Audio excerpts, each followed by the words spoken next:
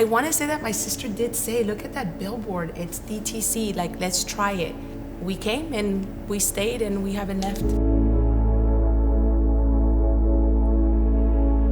We knew that it was up to us, so we started getting involved, and it worked because we've been here and it's part of who we are. It's essential that we come every Sunday.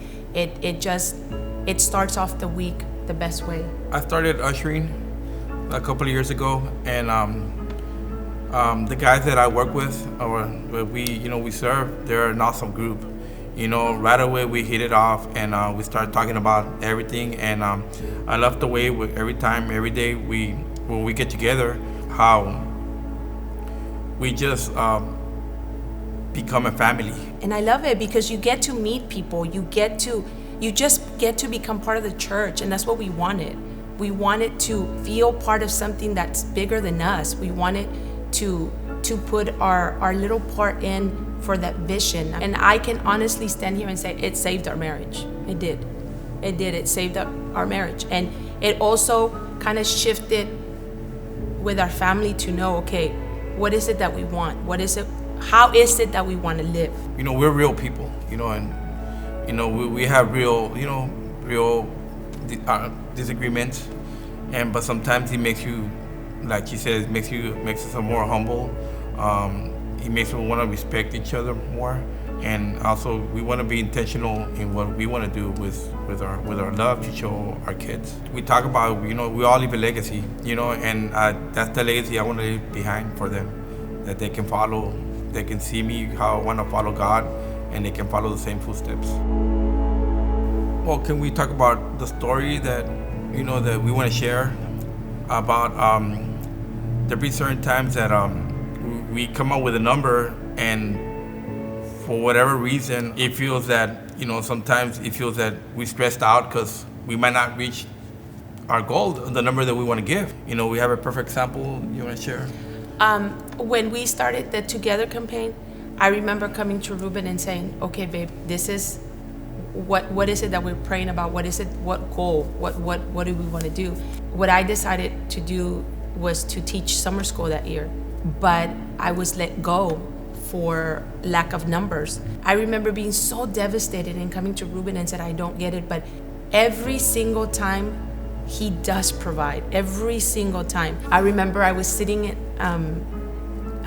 the table and Ruben came in saying, there's a check. Are they charging us something? I'm like, I don't know, let me see it.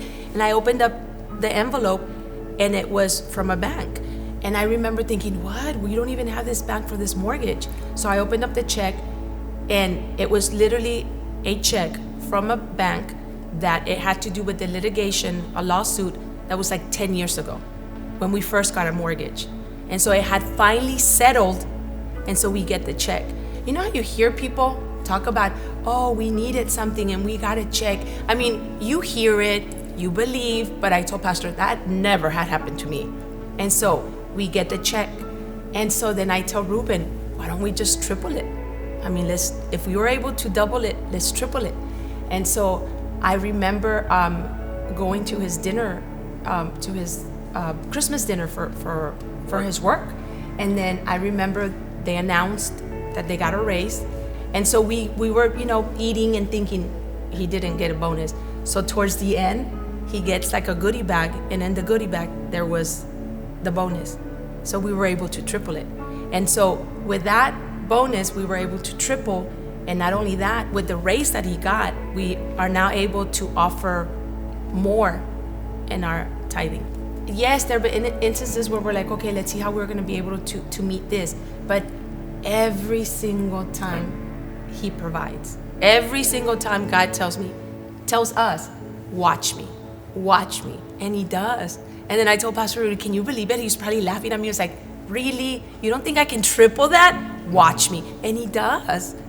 Sometimes I will hear the stories of some people about how, when they share, things that happens to them, and some people it's a coincidence. It's a coincidence that this happened. But I want to tell you guys that, it's not a coincidence. When COVID hit and we did our first offering, which was for us a substantial amount, we wanted to include our kids. As a matter of fact, before, like when we were about to give it, we called them and we told them, look, this is what we're gonna do, and this is why we're gonna do, and this is what we have to do. Right before we hit enter, we took like a selfie of all four of us. You can't help but say, you know what? It is true. He does open up the floodgates, but you have to trust. I'm gonna go back to what I just said right now, that faith needs movement, that it is not just a pastor's responsibility, or it isn't somebody else's responsibility. It is your responsibility as well. We gotta believe in the vision that our pastor have, and we gotta support him in every way we can. Every once in a while, I'll pass through that building that we're gonna make TTC, and I already see, like Pastor, the vision he has. I can already see it. I can already see the cars parked out there too.